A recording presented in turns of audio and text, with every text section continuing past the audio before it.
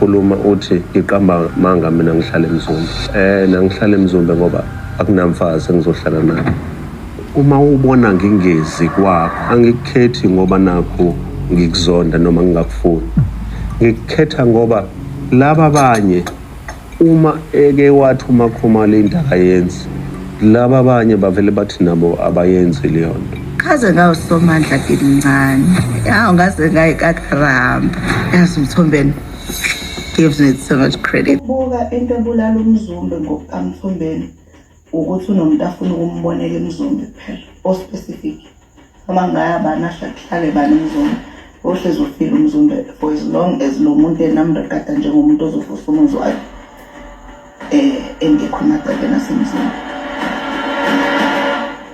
uMakhumalo unamandla amaningi. Mhla wasibona sithandana ukwazi ukuthi uyena. Mhla wasibona singathandani ukwazi ukuthi uyena. Kusho ukuthi ngesikhathi uMakhumalo ebambile ezicabangela yena, umuzi kaFlo uyafa, umuzi kaJoyce uyafa. Yabona? Kusho ukuthi ngesikhathi yena ecabanga ukuthi fanele ngibambe isikhathi eside, but sinomuzi esiyobuyela kuwona ngelinye ilanga. So welcome to this video. Please like the video and please subscribe to the channel, guys. Please comment down below. I want to hear your guys' thoughts. I want to hear your guys' opinions.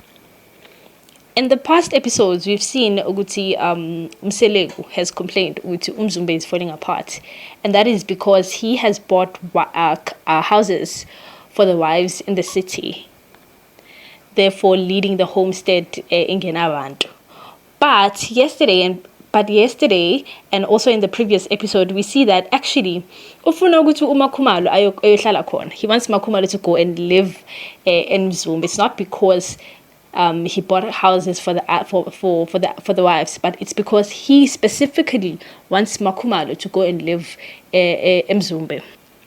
Particularly in yesterday's episode, kuvele kwacaca because uthe uma uMakhumalo ethi into akayenzi, then the other wives are also not going to do it. So meaning if uMakhumalo akahlala eMzumbe, then the other wives are also not going to live in Mzumbe, because uMacele hasn't been living in Mzumbe in the past for isikhathi eside.